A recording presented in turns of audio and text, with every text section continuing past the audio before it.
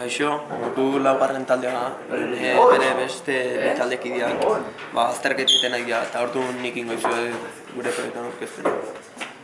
Guk erabili dugun material orokorra egurra izan da, ikusten zuten bezala. Gio orlojoak ditugu ardatz erroskauna finkatzeko ikusten zuten bezala. Gio ere bai, funtzionatzeko ikusten zuten jiringak erabilitugu, 6 jiringa erabilitugu. Gio ikusten zuten hauek, orlojo ezela jiringak finkatzeko, kola erabilitugu jiringa finkatzeko, kasu honetan ikusten zuten bezala zintexlantea erabilitugu. Eta hauek ere bai, jiringa funtzionatu dezaten, jiringa batetik bestea joateko dilak. Zaitugun zailtasunak izan da, hemendikan honea, erditik honea, erditik atzea bageneko ondo laginta ondo genuen, hemendik honea zailtasunak genituen. Hasteko ez genituen honek nola ebili gora eta bera, gero ere bai pintzak itxita erekia hartu eta irekiteko ez geneko nola egin.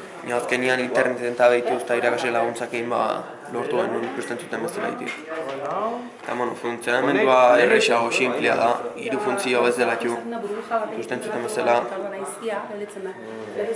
Hau gora eta bera ibiltzeko, jiringa hau nekin odila honeak aihu, honek gora eta bera ditu. Nik aurre egiten goraka, honi atzea tiratzen dut, beraka ikusten zuten bezala. Hori ez goraka, gero, jiringa honekin, ikusten zuten bezala, jiringa honeta dihut, hemen azpitik ez da ikusten zuten hau gora eta bera ibiltzeko. Orduan, ikusten zuten bezala, atzea tiratzen dut torrita hau, eta aurre egiten maiot altxaita, ikusten zuten bezala.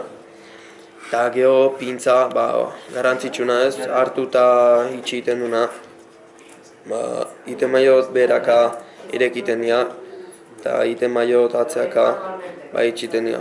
Eta honekin egozien objektu hartuko luke, geho honekin altxengo luke goraka, eta honekin gora eta bera, nahien altura neurri eta jarri. Hau izan da gure aurkezpena, espero gustatu izana gure proiektua, eta beste bat arte.